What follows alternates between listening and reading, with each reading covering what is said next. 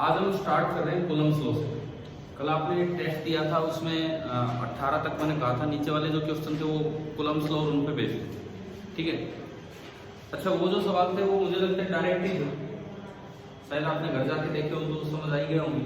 Answers मैंने आपको दे दिए थे, क्या क्या नहीं है ना, आपकी रैंक भी, मार्क्स भी सब आपको पता लग ही गए वहाँ पे। तो जो अगला काम, नेक्स्ट हेडिंग आप डाल दीजिए कूलम्ब्स लॉ। क्या है 14 क्वेश्चन ये होता है? 5 स्टाइरोफोम बॉल्स। ठीक है ठीक है ठीक है, अभी बताओ।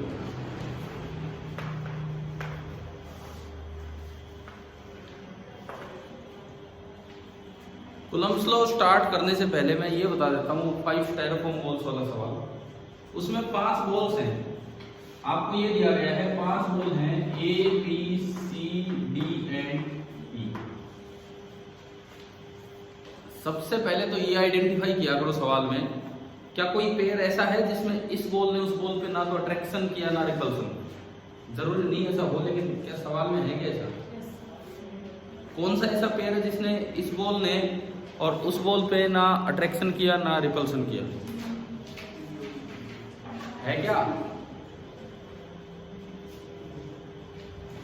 कोई पेयर ऐसा दिया है कहीं कि इन दोनों के बीच में ना अट्रैक्शन हुआ ना रिपल्सन? बी और ई। बी और ई में मैं क्या पूछ रहा हूं उसका जवाब दो ना। क्या कोई ऐसा पेयर है कि इसका इस पे ना अट्रैक्शन हुआ ना रिपल्सन हुआ? कौन कौन है? B and D. B and D के बीच में ना अट्रैक्शन है ना रिपल्सन है, इट मींस वो दोनों चार्ज ही नहीं है। अगर ऐसा क्वेश्चन में लिखा है कहीं कि बी और डी को पास लाए तो ना आपस में अट्रैक्शन हुआ ना रिपल्सन हुआ, अपनी मनमर्जी से मत बोलना। अगर ऐसा है तो इसका मतलब बी जो है वो भी न्यूट्रल है और डी जो है वो भी न्यूट्रल है। मैं जो पूछ रहा हूँ उसका जवाब दो। क्या कहीं ऐसा सवाल में लिखा है कि बी और डी के बीच में ना अट्रैक्शन हुआ ना रिपल्सन, कि बी और डी आपस में ना तो अट्रैक्ट कर रहे हैं ना? तो यार मैं क्या पूछ रहा हूँ, ये छोड़ो ना, क्या लिखा है? मैं जो पूछ रहा हूँ उसका जवाब दो। क्या ऐसा लिखा है क्या कि बी और डी आपस में ना अट्रैक्ट करते ना रिपेल करते? फिर अब क्यों कह रहे शुरू से कि ऐसा है ऐसा है? इसका मतलब ऐसा कोई पेयर नहीं है। उसके बाद अगली चीज देखो, सवाल को सीखने की कोशिश करो। हर्षित चुप हो जाओ। अगली चीज, पहली चीज ये सीखो, क्या पेयर कोई ऐसा दिया है जिसमें अट्रैक्शन है कि नहीं है? मतलब अट्रैक्शन या रिपल्सन एक भी चीज नहीं, ऐसा आप कह रहे हो नहीं दिया। उसके बाद उनको छाट के लाओ जिनमें खाली रिपल्सन है। रिपल्सन है क्या किसी में? किस पेयर में रिपल्सन है? ए एंड सी। तो ए एंड सी में रिपल्सन है। और भी कोई पेयर है जिसमें रिपल्सन है? नहीं। अगर मैं फिर शुरू से आता हूं, मतलब एक चीज का जवाब ढंग से नहीं दे रहे, मैं इतनी देर से पूछ रहा हूं, क्या कोई ऐसा पेयर लिखा है जिनके उन दो बॉल्स को पास लाने पे ना अट्रैक्शन ना रिपल्सन है? तो ऐसा एक भी पेयर नहीं है। कभी कहते है, कभी कहते नहीं है। क्या है? 4 और 5 के बीच में लिखा है कि ना अट्रैक्शन है ना रिपल्सन? सवाल में ऐसा लिखा है कि डी और ई के बीच में ना अट्रैक्शन है ना रिपल्सन है? इसका मतलब ये दोनों न्यूट्रल है। क्लियर है? अगर ना अट्रैक्शन है ना रिपल्सन है तो डी और ई तो फिक्स है। डी और ई कैसे हैं? न्यूट्रल। अगर क्वेश्चन की लाइन में ऐसा मेंशन है तो उसके बाद रिपल्सन किस किस में है? जिनमें रिपल्सन होता है इट मींस श्योरली ये तो चार्ज है। हमने पढ़ा था रिपल्सन तभी होता है जब बॉडी पहले से चार्ज हो। तो ये दोनों बॉडी चार्ज है, वो दोनों बॉडी न्यूट्रल है, ठीक है। ये हम फिलहाल कौन सा ले रहे हैं? आपका सीक्यूटी नंबर 2 क्वेश्चन नंबर 14 ये हम डिस्कस कर रहे हैं। डी और ई में ना अट्रैक्शन है ना रिपल्सन है, मतलब वो न्यूट्रल है। ए और सी में रिपल्सन है, मतलब दोनों चार्ज है, दोनों लाइक चार्ज है, क्योंकि लाइक चार्ज में क्या होता है? रिपल्सन। ठीक है, इतनी चीज श्योर होगी पहले। अब ये बताओ अट्रैक्शन किस किस में है? 1 2 3 4 5 नाम है क्या क्वेश्चन में? फिर 2 4 क्यों बोल रहे हैं? कंफ्यूज क्यों हो रहे हो? आप बताओ अट्रैक्शन किस किस में है? ए और बी और एक तो इन दोनों में अट्रैक्शन है। पहले आप इस पे आओ। अगर ए और बी में अट्रैक्शन है और ये श्योर है कि ए चार्ज है, बी के दो केस बनते हैं। either B is oppositely charged, either B is oppositely charged या फिर और बी इज न्यूट्रल, या तो बी अपोजिटली चार्ज है या बी न्यूट्रल है। अट्रैक्शन तो दो ही केस में, तो और बताओ अट्रैक्शन किस किस में? इसमें और इसमें भी अट्रैक्शन है ना। लेकिन ये तो आप कह रहे हो तो पहले से ही पता हमें कैसी है, न्यूट्रल है। और बी डी को अट्रैक्ट कर रहे हैं, डी न्यूट्रल है और बी डी को अट्रैक्ट कर रहे हैं, तो क्या बी न्यूट्रल हो सकता है? नहीं हो सकता है। तो ये वाला केस तो रिजेक्ट हो गया, यानी कि बी इज अपोजिटली चार्ज। इसका मतलब ये पता लगा कि ए और सी पे सेम चार्ज है, बी पे अपोजिट चार्ज है और डी और ई न्यूट्रल है। एक बार देख लो ऐसा कौन से ऑप्शन है, ऐसे कितने ऑप्शन है कि ऐसा कौन सा ऑप्शन है। अब आप ये बताओ क्या ऐसे सवाल कैसे करने चाहिए, और समझ बनी? सबसे पहले शुरुआत कहां से करनी है? और भी कुछ बचा है क्या क्वेश्चन में दिया हो कि अट्रैक्शन रिपल्शन, या हो गए सारे? हो गए ना। अब सुनो, मैं एक बार रिपीट कर रहा हूं बात। ऐसे किसी भी सवाल में सबसे पहले ये देखा करो क्या कोई ऐसा पेयर है क्या कि जिसमें ना अट्रैक्शन है और ना ही रिपल्सन है।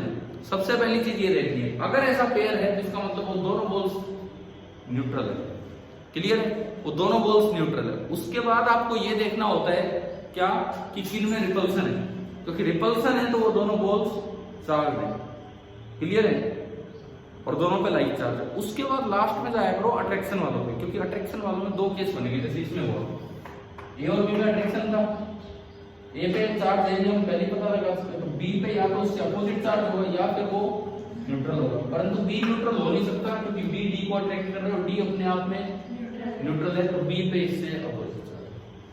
तीन तरह से जाना है। पहले दोनों उनको ढूंढो जिनमें ना अट्रैक्शन ना रिपल्सन है, उसके बाद किन को ढूंढना है?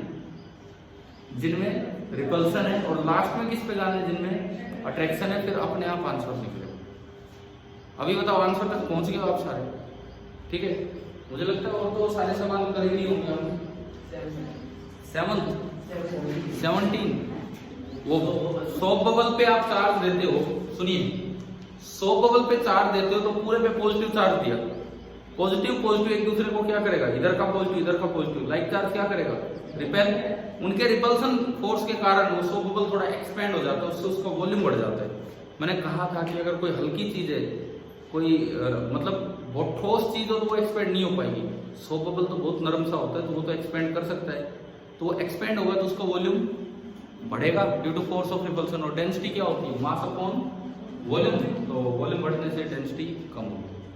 और कोई अब चलूं आगे? पता कैसे चलेगा दोनों नेगेटिव है पॉजिटिव है ना। इतना तो क्या ऐसा भी ऑप्शन है जिसमें ये दोनों नेगेटिव हैं, ये पॉजिटिव है, ये 0 0। तो फिर कुछ और जानकारी होगी, आप उस पर आप क्या दिया है? तो यार अब पता तो लग रहा है, अब इससे बिल्कुल क्लियर पता लग रहा है सवाल। मैं इतनी बार पूछ रहा हूँ, आप एक सवाल को पूरा नहीं बता रहे हो। मैंने कहा क्या कोई और भी जानकारी है? नेगेटिवली चार्ज बॉल या रोड किसको अट्रैक्ट करती है? ए को कर रही है ना अट्रैक्ट। नेगेटिवली चार्ज रोड अगर ए को अट्रैक्ट कर रही है और ए चार्ज है तो उसमें कैसा चार्ज है? पॉजिटिव। समझ लो, तो आई गया आंसर। अगर ऐसा ऑप्शन ही नहीं होता तो आंसर था ही। ऐसा ऑप्शन है तो इसके लिए उन्होंने सवाल में दिया है जानकारी। समझ आ गया? और कोई किसी भी 18 तक कोई डाउट? नहीं तो मैं अब आगे बढ़ता हूँ। ये हमारा सीपीपी 2 में 1 से 18 हमने डिस्कस किए। 10th क्या है सवाल? इलेक्ट्रोस्टैटिक इंडक्शन हमने पढ़ा था कि आप अगर डाइलेक्ट्रिक है, उसमें डाइलेक्ट्रिक वो होता है जिसका मतलब मेटल से डाइलेक्ट्रिक कांस्टेंट कम हो। मेटल का तो इनफाइनाइट होता है, उसका कम होता है। तो आप पॉजिटिव चार्ज लेके आओगे तो इधर कैसा चार्ज इंड्यूस होगा? पॉजिटिव लेके आओगे तो इधर कैसा चार्ज इंड्यूस होगा? यानी कि डिसिमिलर। नियर फेस पे पूछा उसमें डिसिमिलर। और यहाँ क्यू लाए तो यहाँ माइनस क्यू होगा और ये कम होता है। ये केवल बराबर तभी होगा जब ये चीज क्या हो? मेटल। मेटल हो तो ये बराबर होगा, नहीं तो इसकी वैल्यू फैराडे ने दी थी कैपिटल Q × 1 - 1 अपॉन K। ये इसका डाइलेक्ट्रिक कांस्टेंट है। चले ना हम लोग आगे बढ़े? ठीक है, तो 1 से 18 तक आपने कर दिए थे। फिर भी कोई डाउट पूछ सकते हैं, तो बाकी कॉलम को स्टार्ट करते हैं।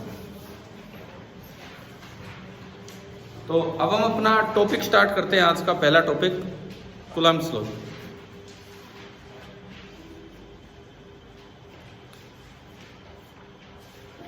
देखो ये बिल्कुल सिमिलर है ग्रेविटेशन लॉ की तरह जो न्यूटन ने दिया था, ये कूलम ने दिया था, ठीक है। इसको इनवर्स स्क्वायर लॉ भी बोल देते हैं। इस कूलम लॉ को हम इनवर्स स्क्वायर लॉ भी बोल देते हैं। इनवर्स स्क्वायर लॉ क्योंकि डिपेंडेंस इसकी डिस्टेंस पे इस तरह से है। क्या है रूल बहुत सिंपल सा है। ये कोई चार्ज है Q1, ये कोई चार्ज है Q2 और इनके बीच का फोर्स कितना है ना, डिस्टेंस कितनी है R। इनके बीच का फोर्स अट्रैक्टिव होगा कि रिपल्सिव होगा वो तो साइन पे डिपेंड करता है। दोनों पॉजिटिव है तो रिपेल करेंगे, दोनों नेगेटिव है रिपेल, और एक पॉजिटिव एक नेगेटिव है अट्रैक्ट, है ना। लेकिन कूलम ने कुछ बातें की, कुछ जरूरी बातें, लेकिन उसके लिए कुछ कंडीशंस की है। मैं दो चीजें एक साथ पढ़ाऊंगा, इधर ध्यान रखना। यहां हम पढ़ेंगे कि ये बातें लगाने के लिए कंडीशंस क्या है, उस पर भी नहीं, परंतु कौन सी बात वो कूलम ने बताया कि भाई मान लो दोनों पॉजिटिव है तो रिपेल करेंगे, नेगेटिव है तो अट्रैक्ट करेंगे। लेकिन ये जो फोर्स होता है ये डायरेक्टली प्रोपोर्शनल होता है इसका मैग्नीट्यूड किसके, प्रोडक्ट ऑफ द चार्जेस के। जैसे आपने +1 में पढ़ा है ग्रेविटेशनल फोर्स में m1 m2 आता है ऊपर, तो यहाँ q1 q2 आता है।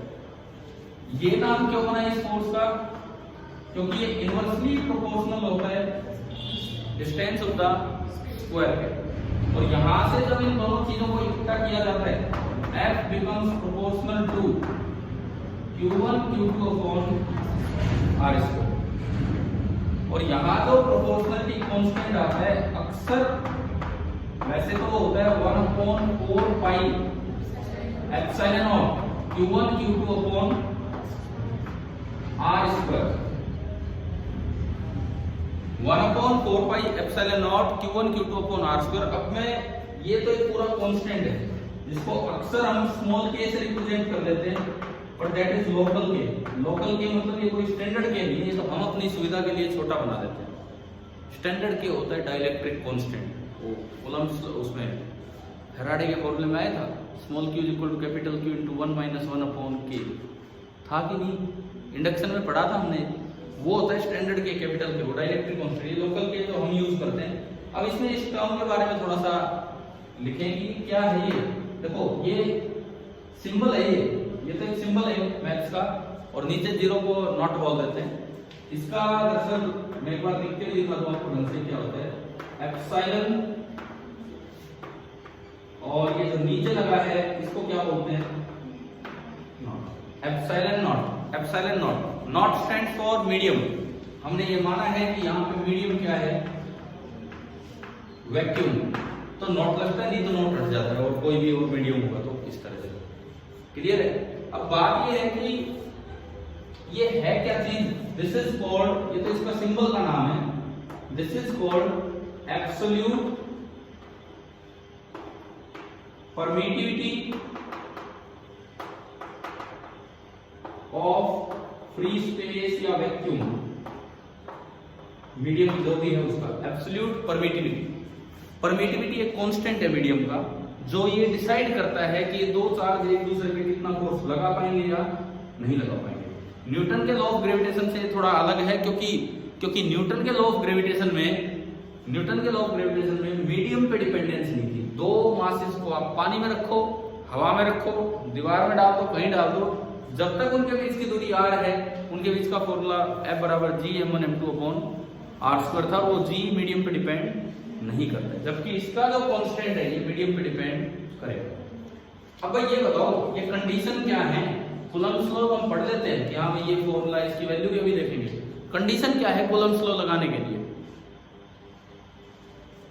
देखो आप सभी बच्चे स्कूलों में जा रहे हैं, आपने कूलम्ब्स लॉ पढ़ ही लिया होगा।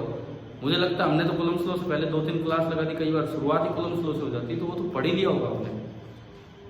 क्या कंडीशन है बताओ, ये एक बार ये बताओ, क्या ये पढ़ चुके होगा आप ये फॉर्मूला है, तो कंडीशन क्या है, कब लगेगा ये Coulomb's law.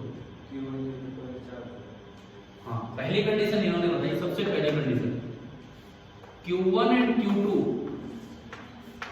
should be point charge, सबसे पहली कंडीशन ये है कि Q1 and Q2 should be point charge. अब पॉइंट चार्ज क्या होता है? बड़ा चार्ज भी पॉइंट चार्ज हो सकता है। सूरज के चारों तरफ जब धरती को घुमाते हैं, धरती को ही पॉइंट से दिखा देते हैं, जबकि धरती तो अपने आप में बहुत बड़ी है।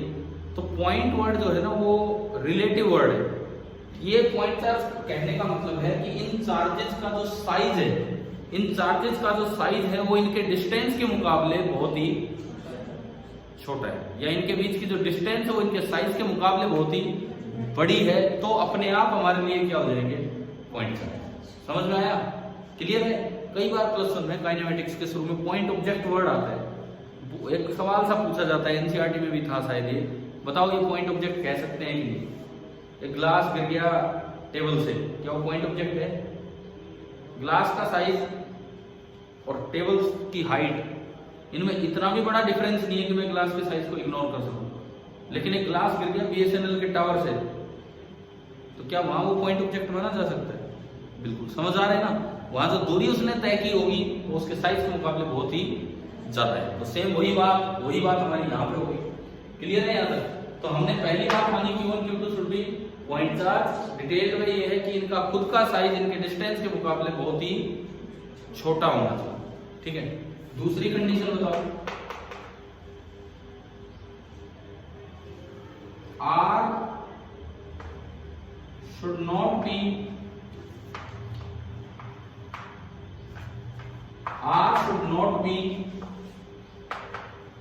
of the order of Fermi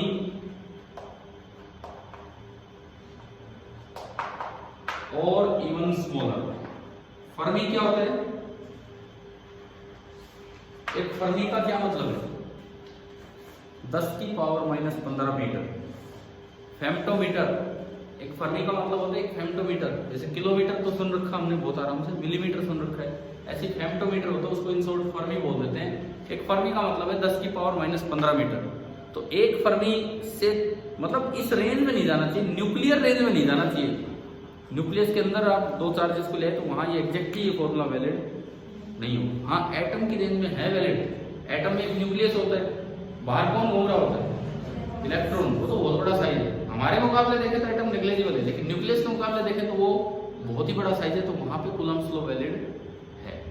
ठीक है। एटॉमिक स्ट्रक्चर आप अगर केमिस्ट्री में पढ़ते हो, अगर कहीं जरूरत पड़ी हो फोर्स की, तो वहां ये फॉर्मूला वैलिड है, अगर कहीं जरूरत पड़ी हो। लेकिन न्यूक्लियस के अंदर घुस के फिर ये फॉर्मूला वैलिड है। ठीक है। तीसरी जरूरी, बहुत जरूरी कंडीशन वो बताओ।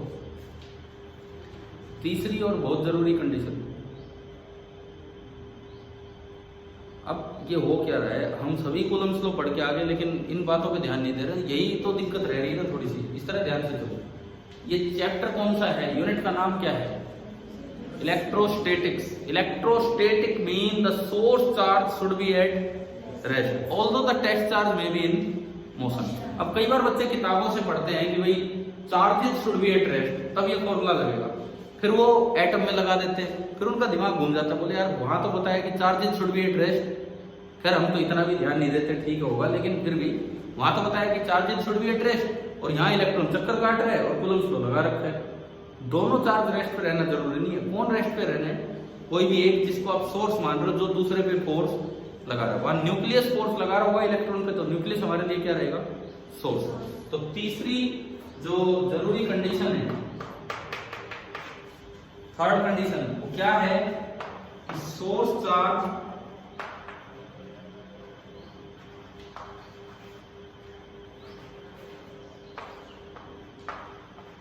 Should be at, source charge rest पे रहना चाहिए, तो ये फॉर्मूला लगेगा, रिप्लेस नहीं।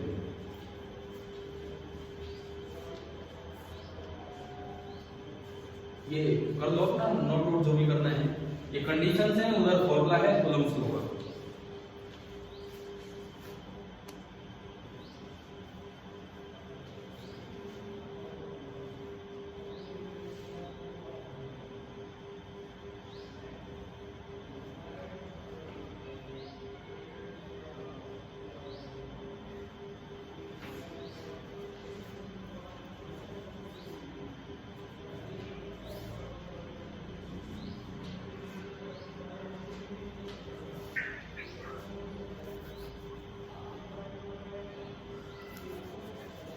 भारती जी नमस्कार। Yes sir. हाँ, यूँ बताओ समझ आ रहा है, सीख रहे हो कि नहीं? Yes sir. ठीक है, करते रहो नोट। नोट भी लिख भी लेना, नहीं लिखना हो तो ऐसे देखते रहो। Okay sir.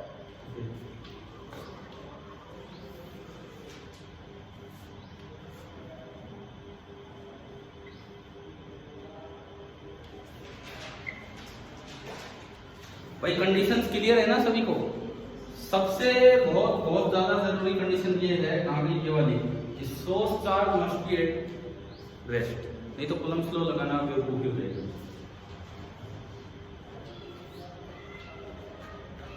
आगे जब हम फील्ड वाले कॉन्सेप्ट पे चलेंगे तो सीखेंगे कि कैसे यही बहुत गड़बड़ कर देता है इतनी सी चीज।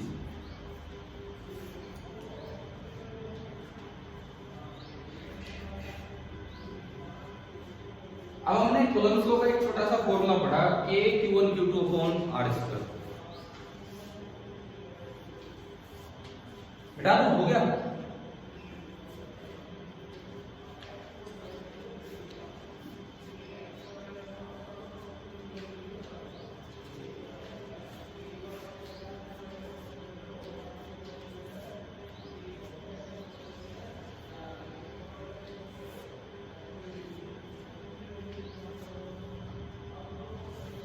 अच्छा, ये जो K है, अगर मैं इसकी वैल्यू की बात करूं,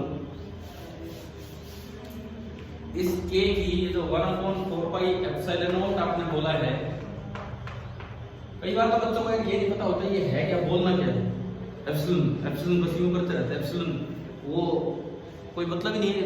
तो एक एटलीस्ट सिंबल तो पता होना चाहिए क्या है। एप्सिलॉन नॉट, नॉट कब लगाना है मीडियम वैक्यूम, एप्सिलॉन नॉट, ठीक है। इस नॉट का भी नहीं पता होता, इसको भी एनओटी नोट दिमाग में रहता है, भाई नोट लगाना है। तो एप्सिलॉन नॉट लगाने के बाद ये जो कांस्टेंट बचता है इसकी वैल्यू क्या होती है? 9 × 10⁹ SI में। SI में एक बार बताएंगे कि यूनिट क्या बनेगी। देखो एप्सिलॉन नॉट ऊपर गया, एप्सिलॉन नॉट क्यों गया ऊपर? मुझे तो इसकी वैल्यू चाहिए, इसकी यूनिट चाहिए, तो इस पूरे को एज इट इज रखो। 4 से ऊपर R स्क्वायर ऊपर गया और Q1 Q2 नीचे गया, तो ये यूनिट बनी newton metre square upon coulomb square. CGS में इसकी वैल्यू कितनी होगी? 1। कैसे?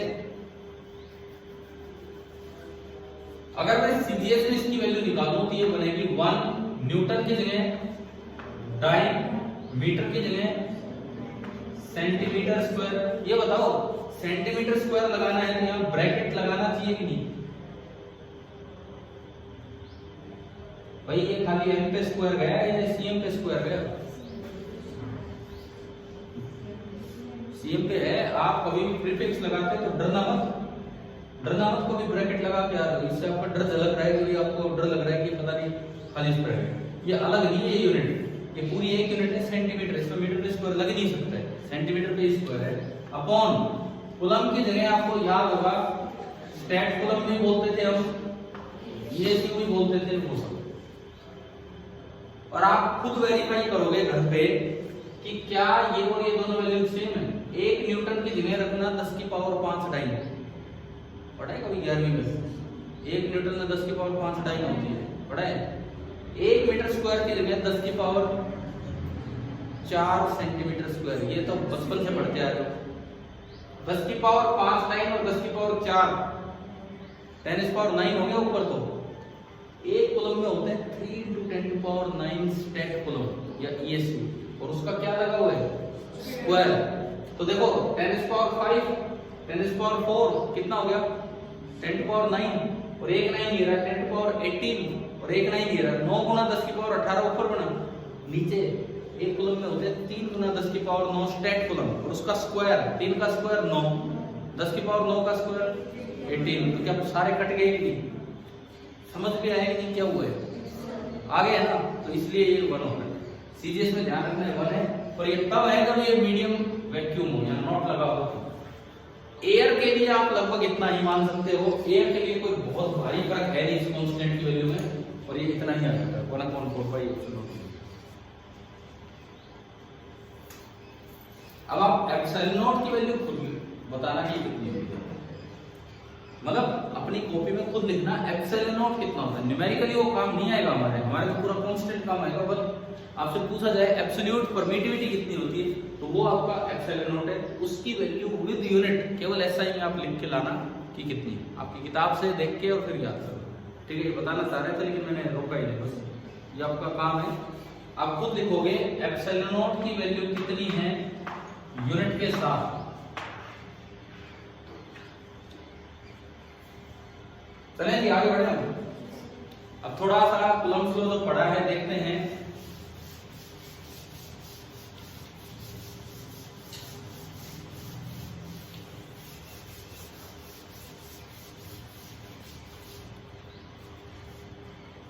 देखो कूलम्ब्स लॉ हमने पढ़ दिया, एक इसकी वेक्टर फॉर्म भी है, बड़ी आसान सी है, 1 मिनट लगेगी, बता ही देते हैं।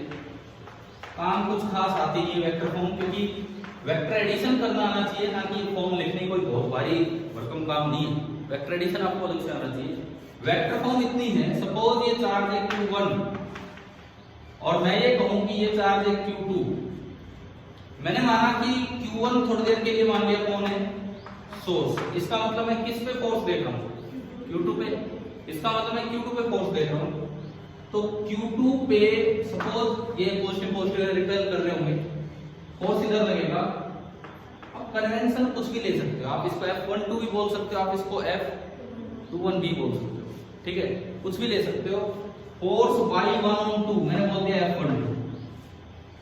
ठीक है, ये मैंने माना कि force by Q1 on Q2।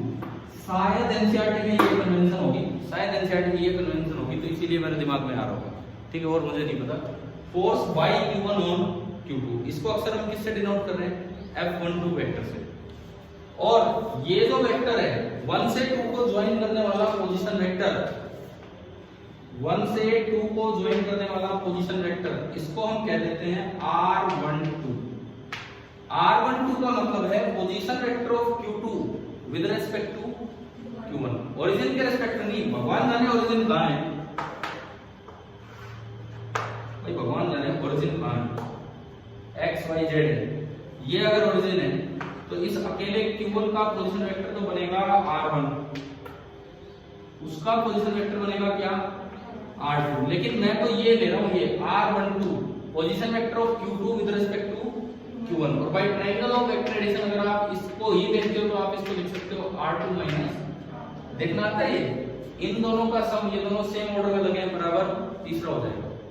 Clear है, तो ये आपका हो गया R12 R2 माइनस R1। ठीक है, अगर जरूरत पड़े तो। अब देखो इस फोर्स का जो मैग्नीट्यूड है, मैग्नीट्यूड तो हम जानते हैं K Q1 Q2 अपॉन, और वो R जो है ना, R वो दरअसल R12 का मोड है, R12 के मोड का स्क्वायर। ठीक है, इसकी जो डायरेक्शन है F12 की जो डायरेक्शन है फिलहाल सेम है जो R12 की direction, F12 cap is same as R12 cap. आपको अगर फोर्स चाहिए पूरा, कोई भी वेक्टर बराबर होता है उसका उसका उसका ये कहां गया, ये तो मैग्नीट्यूड था ना, कोई भी वेक्टर बराबर होता है उसका मैग्नीट्यूड इनटू उसकी डायरेक्शन, पढ़ा है हमने वेक्टर्स में। अगर मैं इकट्ठा पूरा वेक्टर F12 लिखना चाहूं, इकट्ठा पूरा वेक्टर F12 लिखना चाहूं, कंप्लीट वेक्टर F12 अगर मैं लिखना चाहूं तो ये बनेगा mode of F12 into F12 क्या, ये होता है कोई भी वेक्टर ए बराबर मोड ए इनटू ए क्या, तो यार इन दोनों को मल्टीप्लाई कर दो। इन दोनों को मल्टीप्लाई करते ही देखो वेक्टर F12 क्या आया, वेक्टर F12 के मैं ढंग से लिखूं, इसके को कोई पहचानता ही नहीं, 1/4 pi epsilon not Q1 Q2 upon mode of R12 का होल स्क्वायर इनटू R12 बन गए वेक्टर फॉर्म है ये कूलम्ब्स लॉ की। अगर आपको ये कैट वेव हटाने हो तो आप क्या करो, एक मोड ऑफ R12 से ऊपर नीचे मल्टीप्लाई कर दो। मोड ऑफ R12 से ऊपर मल्टीप्लाई करते ही R12 mode into R12 cap, complete vector R12 बनेगा, और नीचे क्या हो जाएगी पावर 3 हो जाएगी। तो अगर मैं इसको पूरा लिखूं तो ये बनेगा 1/4πε0 Q1 Q2 upon mode of R12 का क्यूब और इनटू वेक्टर R1। भाई रटना नहीं है इसको, ऐसे हमारे किसी काम की नहीं है फॉर्म, इसको रटना नहीं है, लेकिन एक्सप्रेस करना आना चाहिए कि कैसे एक्सप्रेस किया। क्या vector form of Coulomb law आ गई है समझ? अब मुझे एक बात बताओ, पहली बात समझ आ गई vector form of Coulomb law? मुझे एक बात बताओ, एक फॉर्मूला ये है मेरे पास, एक फॉर्मूला ये आ गया। चार्ज को विद साइन रखना होता है कि विदाउट साइन? क्योंकि क्वेश्चन में तो पॉजिटिव चार्ज भी आ सकता है, नेगेटिव चार्ज भी, विदाउट साइन। ये बहुत एंड तक कंफ्यूजन बना रहता है बच्चों में कि किस फॉर्मूले में तो चार्ज को विद साइन रखना है और किस में विदाउट साइन। तो आप एक चीज याद ही कर लो, ढंग से याद कर लो। फिजिक्स में दो तरह की क्वांटिटीज है, या तो स्केलर है या वेक्टर। बच्चे पता नहीं कहां से तीसरी चीज ले आते हैं, टेंसर। मैंने सुना है, सुन रखा है, सुना है क्या कभी टेंसर वर्ड? कहीं ले आते हैं फिर भी। चलो क्या है, कभी टेंसर आपके 12वीं तक काम नहीं आता, लेकिन फिर भी कभी बता देंगे आपको टेंसर क्या होता है। हमारे लिए दो ही तरह की फिजिकल क्वांटिटी होती है, या तो स्केलर या फिर वेक्टर। कई कहते हैं बोल जो ना स्केलर है ना वेक्टर वो टेंसर होता है। टेंसर कुछ और ही होता है, वो even scalar is a tensor, even vector is a tensor. तो उसको छोड़ो आप, वो तो एक अलग ही नोटेशन होती है। अगर स्केलर क्वांटिटी के फॉर्मूले में चार्ज आया है, देखो ये चीज मैं अगर अलग से बताऊं तो बिल्कुल अच्छे से ये बात याद हो जानी चाहिए। क्वांटिटी दो तरह की होती है, या तो क्वांटिटी जिसका फॉर्मूला आप लिख रहे हो वो स्केलर होगी, या वो क्वांटिटी जिसका फॉर्मूला आप लिख रहे हो वो क्या होगी, वेक्टर। एग्जांपल दूं, स्केलर का एग्जांपल है एनर्जी, वेक्टर का एग्जांपल है फोर्स। स्केलर एनर्जी के फॉर्मूला में भी चार्ज आएगा आगे जब हम पोटेंशियल पे जाएंगे तब, और वेक्टर जैसे कि फोर्स, ठीक है, दोनों में चार्ज आते हैं। अब सुनो इसके बाद ये जो U है इसका कुछ भी फॉर्मूला बने, जैसे आगे चल के एक फॉर्मूला आएगा, आगे चल के जितनी भी स्केलर क्वांटिटीज हैं उनके फॉर्मूलों में हमेशा चार्ज को कैसे रखना है, विद साइन, कभी भी विदाउट साइन नहीं रखना। जितनी भी स्केलर क्वांटिटीज है ना उनके फॉर्मूलों में हमेशा चार्ज को कैसे रखना होगा, विद साइन। जितनी भी वेक्टर क्वांटिटीज हैं उनकी वेक्टर फॉर्म में, वेक्टर फॉर्म मतलब जैसे कि ये, उनकी वेक्टर फॉर्म में आपको चार्ज को हमेशा कैसे रखना होगा, अरे विद साइन। सुनो ध्यान से सुनो, चाहे स्केलर हो चाहे वेक्टर हो, आपको हमेशा चार्ज को कैसे रखना है, विद साइन। स्केलर की तो एक ही फॉर्म होती है, वेक्टर की वेक्टर फॉर्म होती है तो उसमें विद साइन। हाँ, केवल एक जगह चार्ज को विदाउट साइन रखना है, जब आप वेक्टर क्वांटिटी का क्या लिख रहे हो, मैग्नीट्यूड। जब भी कभी किसी वेक्टर का ओनली मैग्नीट्यूड लिखोगे, magnitude can never be negative, किसी भी वेक्टर का मैग्नीट्यूड कभी भी नेगेटिव नहीं होता है। अगर आप वेक्टर क्वांटिटी का ओनली मैग्नीट्यूड लिखते हो, ओनली मैग्नीट्यूड, तो आपको चार्ज को कैसे रखना होगा, विदाउट साइन। तो ये बात को अच्छे से याद कर लो आज ही, पूरे इलेक्ट्रोमैग्नेटिज्म में बार बार चार्ज आएगा। जितनी भी स्केलर क्वांटिटीज है जैसे पोटेंशियल, एनर्जी और जहां भी आए उन सब में चार्ज को हमें कैसे रखना होगा, विद साइन। वेक्टर क्वांटिटी की अगर आप वेक्टर फॉर्म लिख रहे हो तो विद साइन, आप ओनली मैग्नीट्यूड लिख रहे हो तो विदाउट साइन। याद हो जाएंगी नहीं बातें? ये तो वैसे शॉर्ट से पॉइंट है जो अपने अलग से लिख लिया आपको कहीं कॉपी में उसके साथ ही, लेकिन ये हमारी आती है वेक्टर फॉर्म।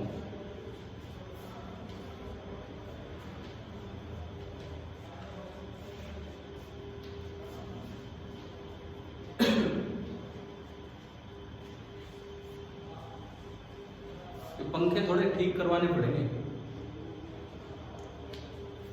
कई दिन हो गए इनकी आदत ही नहीं थी चलने की। सर्दियां थी पहले, कुछ लॉकडाउन था तो ये रूम ही बंद सा रहा।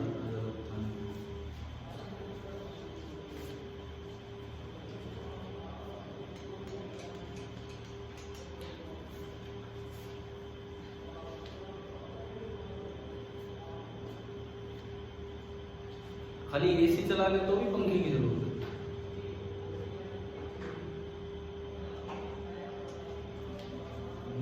चलता है कि नहीं, ये भी काफी दिन से नहीं हो रहा है।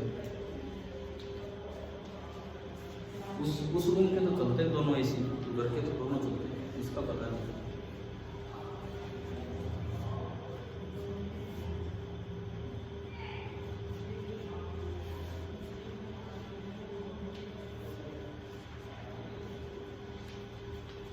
एक बार बताओ कूलम्स लॉ समझ आ रहा है? न्यूमेरिकली अप्लाई करेंगे लेकिन पहले एक बार देख लेंगे क्या है कूलम्स लॉ।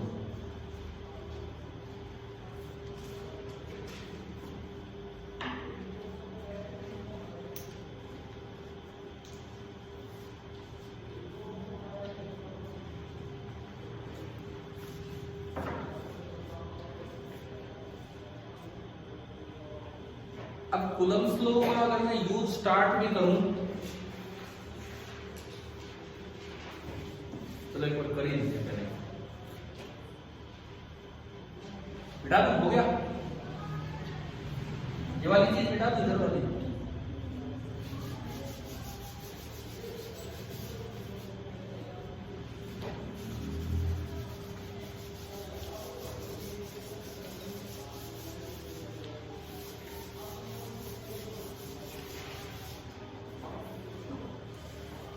देखो जैसे मान लो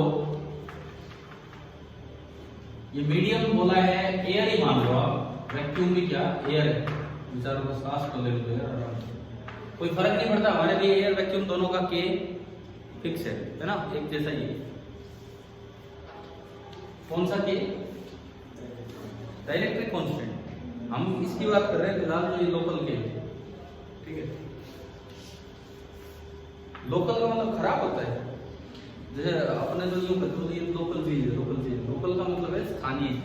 ये हम लोगों ने अपने आपस में बस के, सब लोगों ने के बोलना स्टार्ट कर दिया इसको, ठीक है। लोकल का मतलब खराब हो रही है। अब इधर देखो आप, एक चार्ज रखा है,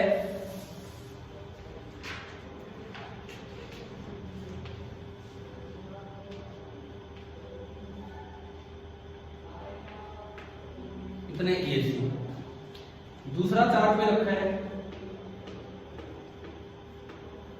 इतने EAC। इन दोनों चार्जेस के बीच की जो दूरी है दैट इज 1 सेंटीमीटर। क्वेश्चन है फाइंड द फोर्स, इनके बीच में जो लग रहा होगा,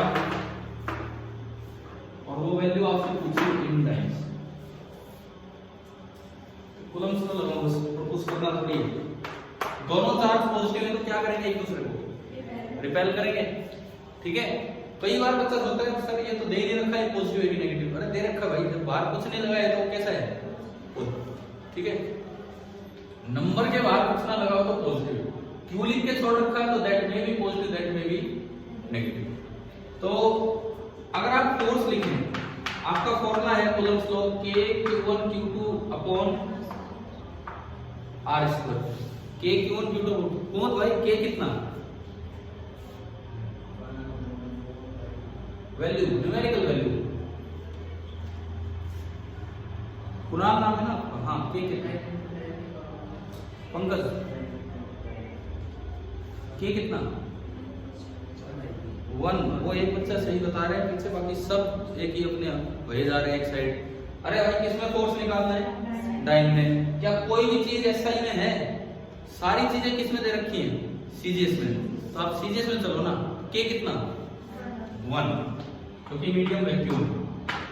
Q1 कितने हैं ये, 1 2 3 4 5 6, 1 2 3 4 5 6। Q2 इतना ही है, डिवाइडेड बाई 1 लेना है कि 10 की पावर -2 लेना है, बताओ। क्यों मीटर में नहीं करेगा नंबर, बिल्कुल नहीं करना, क्योंकि सवाल ही पूरा CGS में चल रहा है और आंसर भी डाइन में चाहिए। ये तो 1 ही 1 हो गया। कितना आएगा ये प्रोडक्ट, ये प्रोडक्ट आएगा 1 2 3 4 5 6 5 4 3 2 1 9। मैं तो वैसे ही जानबूझ के वैल्यू ले ली। चलो एक मैथ्स का एक छोटा सा पॉइंट भी आपको बता दें, कभी अगर इसमें आपको फंसा दिया जाए तो प्रोडक्ट करने में भी टाइम वेस्ट नहीं करना है, प्रोडक्ट करने में टाइम वेस्ट नहीं करना है। इधर से कोई चीज 11 गुना 11 कितना होता है, सभी को पता है 121 होता है ना। ये कितनी बार आ रहा है, 2 बार, उसका स्क्वायर ही करना है हमें, 2 बार आया तो 1 2 2 तक जाओ, फिर 2 से उल्टे चल पड़ो 1। 111 और 111 का प्रोडक्ट क्या बनेगा? 3 बार आया 1 2 3 1 1 1 1 1 और 1 1 1 1 1 2 3 4 3 2। क्या उसी तरह ही लिखाएंगे? समझ गए ना? कई बार यूं भी टाइम वेस्ट करवा दिया जाता होगा, तो इससे बच सकते हैं। बाकी तो आप इनकी टाइम गुणा करने जो लगाते पर इससे डायरेक्ट आप याद कर सकते हो।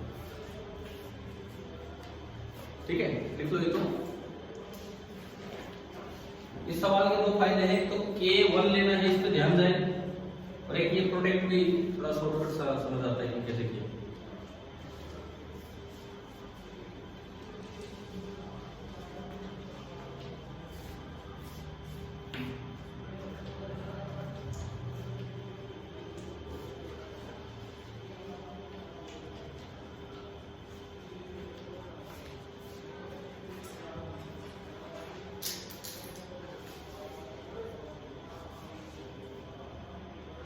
अब एक बहुत जरूरी काम कूलम्ब्स लॉ के कोई भी सवाल करने के लिए बहुत ही जरूरी प्रिंसिपल, उसके बिना तो यूं 2-2 चार्ज को लेके बैठे रहो, करते रहो एक जैसे सवाल, वो नहीं। अब जिस चीज पे हम जा रहे हैं उसे बोलते हैं सुपरपोजिशन प्रिंसिपल। अच्छा, इसको इनवर्स स्क्वायर लॉ की फॉर्मूला समझ आ गया होगा, क्योंकि F इनवर्सली प्रोपोर्शनल है R स्क्वायर। ठीक है, और ऐसा ही न्यूटन्स लॉ भी क्या है, ग्रेविटेशन वाला लॉ भी इनवर्स स्क्वायर इसी तरह का। ठीक है, चले आगे। तो नेक्स्ट हेडिंग है हमारी सुपरपोजिशन प्रिंसिपल। सुपर और पोजीशन अलग अलग नहीं है, कोई धासु पोजीशन वाली बात नहीं, ये पूरा एक वर्ड है। सुपरपोजिशन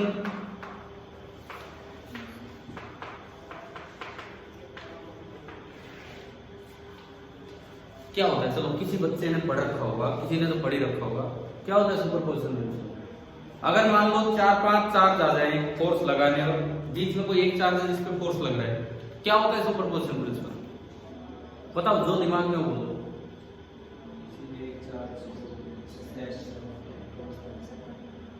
एक पे जो फोर्स लग रहा होगा वो सबका टोटल होगा। ये फिर इसके लिए प्रिंसिपल बनाने की क्या जरूरत है? मैं कहूँ यहाँ 5 चीजें रखी है, मास कितना है, मुझे जो सबका मास टोटल कर दो। एनर्जी कितनी है, सबकी एनर्जी टोटल कर दो। फोर्स 10 लग रहे हैं, सबका 10 फोर्स टोटल कर दो। इसमें प्रिंसिपल की क्या जरूरत है? बताओ। देखो, एक तो बच्चे ये दिमाग में ये रहते हैं कि भाई superposition principle states that the net force on a test charge is equal to the vector sum of all the individual forces. कितने बच्चों के दिमाग में ये है सुपरपोजिशन प्रिंसिपल? बताओ, एक मिनट हाथ ऊपर करो ना यार, हो सकता है सही हो, हाथ ऊपर करो। फिर और क्या, यही है प्रिंसिपल? बताओ, फिर हाथ ऊपर करो। ये किसने पढ़ रखा है या सुना हुआ है? अब सुनो, आप जो स्टेटमेंट बोल रहे हो वो तो कोई प्रिंसिपल ही नहीं है। अगर एक चीज पे 10 फोर्स लग रहे होंगे, चाहे वो इलेक्ट्रोस्टैटिक फोर्स और चाहे ग्रेविटेशनल और चाहे कोई सा ही फोर्स हो, नेट फोर्स तो हमेशा ही क्या होगा, उनका सम होगा। और क्योंकि फोर्स वेक्टर क्वांटिटी है, तो कौन सा सम करना पड़ेगा? Vector sum. This is not the superposition principle. Superposition principle इससे पिछली स्टेटमेंट है, इससे पिछली स्टेटमेंट। एनसीईआरटी खोलना एक बार, एनसीईआरटी को खोलिए जहां पे सुपरपोजिशन प्रिंसिपल होगा। तो कूलम्ब्स लॉ के आसपास, कूलम्ब्स लॉ के आसपास आप भी अपनी एनसीईआरटी बुक खोलिए। कूलम्ब्स लॉ के आसपास मैं बता देता हूं कहां आपको आना है। ये देखो, टॉपिक 1.7 पेज नंबर 15 निकालो। Topic 1.7 force between multiple charges आ गया। इसमें कहीं नीचे एक प्रिंसिपल सा बना रखा है। क्या है उसकी starting? Force on any charge due to a number of other charges is the vector sum of all the forces on that charge due to other charge. यही आप सभी बोल रहे हैं, लेकिन इससे आगे क्या लिखा है? The individual forces are unaffected due to the presence of other charges. अब इसमें जो मेन प्रिंसिपल वाली बात है वो ये है। अब समझो आप क्या है प्रिंसिपल। पहली लाइन कोई प्रिंसिपल नहीं है, वो तो हमेशा होता ही है। उसको लिख दो दूसरी के साथ, दूसरी के बिना उसका कोई मतलब ही नहीं। क्या है सुपरपोजिशन प्रिंसिपल? वो ये कहता है अगर ये कोई एक सपोज मैं कहूं सोर्स चार्ज है Q1, ये कोई टेस्ट चार्ज है Q, ठीक है, और ये मैंने पोजीशन वेक्टर बोल दिया R1 बोल दिया। कूलम ने तो ये बताया था कि इसने इस पे जो फोर्स लगाया होगा, कूलम ने ये बताया था कि इसने इस पे जो फोर्स लगाया होगा F1 बोल रहा हूं मैं उसे, दैट इज K लोकल के Q1 Q upon mode of R1 का स्क्वायर इनटू R1। अभी पढ़ा ना हमने ये थे, लेकिन गुलाम ने ये तो नहीं बताया कि आसपास में कोई और आ जाए तब भी ये फॉर्मूला वैलिड है कि नहीं। गुलाम ने ये तो नहीं बताया आसपास में कोई और आ जाए तब भी ये फॉर्मूला वैलिड है कि नहीं। सुपरपोजिशन प्रिंसिपल कहता है ये फॉर्मूला तब भी वैलिड है जब आसपास कोई है या आसपास कोई नहीं। मेन बात इसकी ये है कि this force is unaffected by the presence of other charges. This force is unaffected by the presence of other charges. आसपास कोई और चार्ज है नहीं है उस बात पे ये फोर्स डिपेंड नहीं करेगा। कोई आ भी गया तब भी ये फोर्स उतना ही रहेगा। This is the main thing in superposition principle, ठीक है। इसीलिए इस फोर्स को बोल देते हैं it is a two body interaction force. Two body मतलब इसका और उसका इंटरेक्शन है, किसी तीसरे का बीच में कोई दखल अंदाजी नहीं। टू बॉडी इंटरेक्शन फोर्स भी इसे बोलते हैं, दो बॉडीज का इंटरेक्शन, ठीक है। अब अगर साइड में कोई और आ गया तो सुपरपोजिशन प्रिंसिपल कहता है कि ये चेंज नहीं होगा। हाँ वो आ गया, वो अपना फोर्स लगा देगा, कोई बात नहीं। मान लो ये वेक्टर है R2, सपोज ये पोजीशन वेक्टर R2, मान लो ये भी पॉजिटिव है, वो अपना फोर्स लगा देगा F2, नेगेटिव होगा तो अट्रैक्ट कर देगा K Q2 small q upon mode of R2 का होल स्क्वायर और इनटू R2। ये भी अनअफेक्टेड है Q1 के होने से, वो अनअफेक्टेड है Q2 के होने से, समझ रहे हो। इसके बाद वाली बात के लिए किसी प्रिंसिपल की जरूरत नहीं, जो आपके बुक में पहले लिखी है कि जो नेट फोर्स होगा वो तो क्या होगा, वेक्टर सम ही होगा। अरे उसमें तो चीज पे एफ लग जाए, वो भी जुड़ जाएगा, कोई नॉर्मल रिएक्शन लग जाए, वो नेट फोर्स तो हमेशा ही क्या होता है, वेक्टर सम ही करना होगा। अब अगर मैं कहूं नेट फोर्स ऑन Q, अगर मैं उसे F से डिनोट करूं, नेट फोर्स ऑन Q को मैं F से डिनोट करूं, तो this will be vector sum of F1 F2 और भगवान जाने कितने रखे हैं n जितने भी, ठीक है। और इसको इन शॉर्ट लिखने का एक तरीका होता है सिग्मा नोटेशन। इनमें से क्या क्या कॉमन आएगा, के सब में कॉमन आना है, एक ये छोटा q सब में कॉमन आना है, तो मैंने k सभी में कॉमन ले लिया,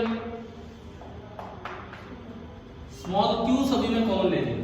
इसके अलावा पहली टर्म में क्या बचेगा, Q1 अपॉन R1 का मोड का square into R1 square, plus अगले में बचेगा Q2 upon R2 square into R2 cap. तो इसको इन शॉर्ट लिखने का तरीका होता है कि एक सिग्मा नोटेशन होती है, समेशन ओवर आई टर्म।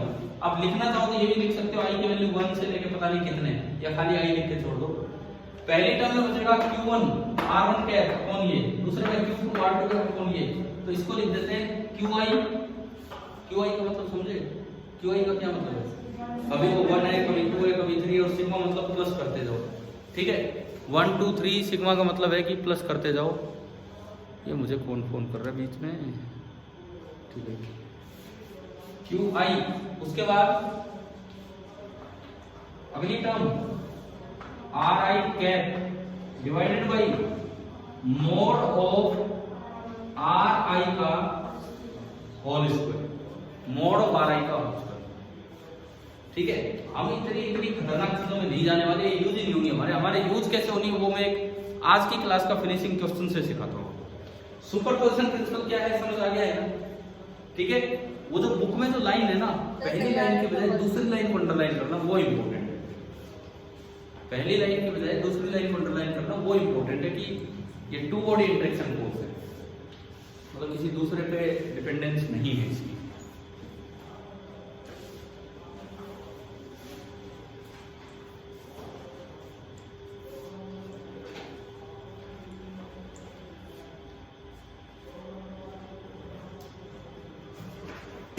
समझ नहीं आया। क्या कह रहे हो? एक समझ मिनट। नहीं आया ये। सुपरपोजिशन प्रिंसिपल, देखो सुपरपोजिशन प्रिंसिपल ये कहता है, पहली बात आवाज आ रही थी या चली गई थी बीच में?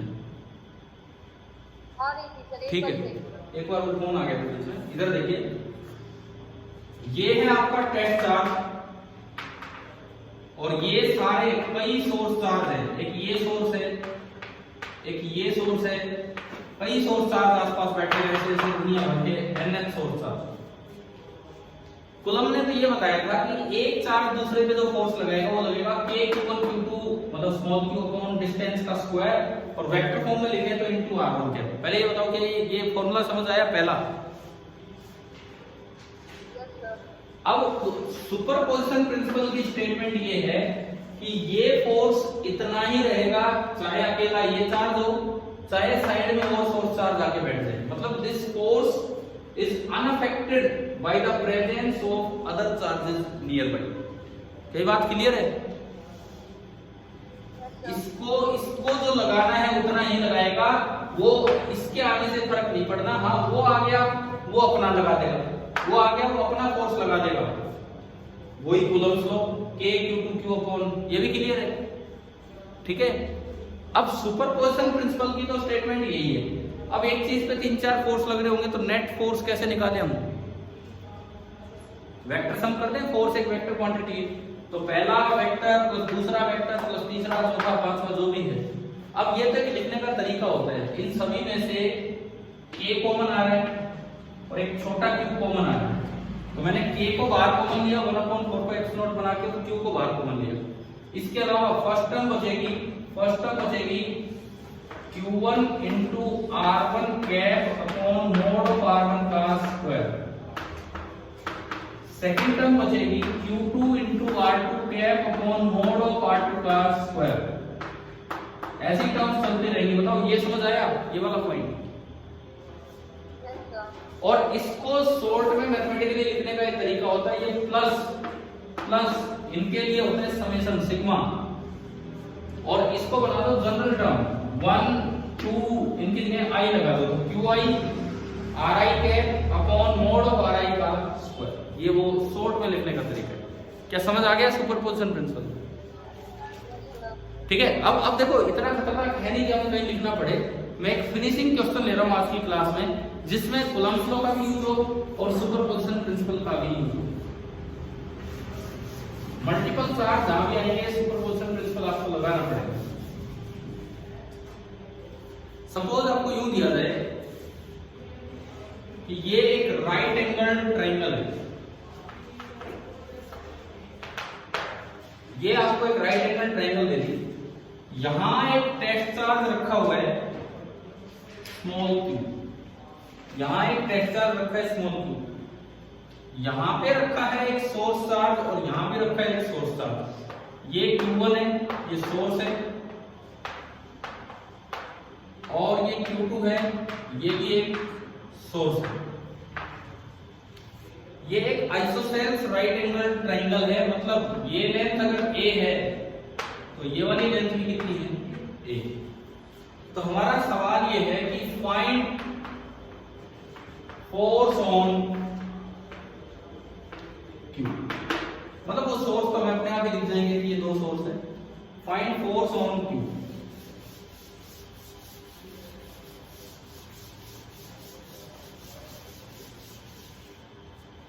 देखो कैसे निकालेंगे, समझते हैं इस चीज को।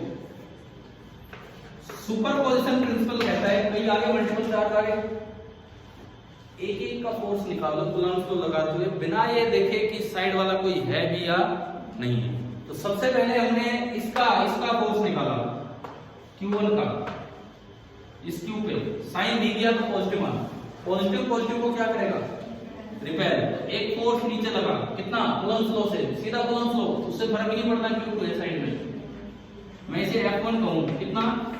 k capital Q small q upon a square. ठीक है।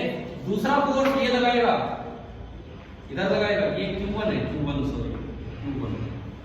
दूसरा फोर्स ये लगाएगा इधर, रिपेल करेगा, ये कितना होगा? K capital Q2 small q upon a square, ये मैंने बोल दिया F2। अब लास्ट में दोनों सम का क्या, दोनों का वेक्टर सम कर दो। ये इतना इसीलिए है ड्यू टू सुपरपोजिशन प्रिंसिपल की Q2 ने कोई इफेक्ट नहीं डाला, इस पे Q1 ने कोई इफेक्ट नहीं डाला। और अब वेक्टर सम तो हमें करना आता है,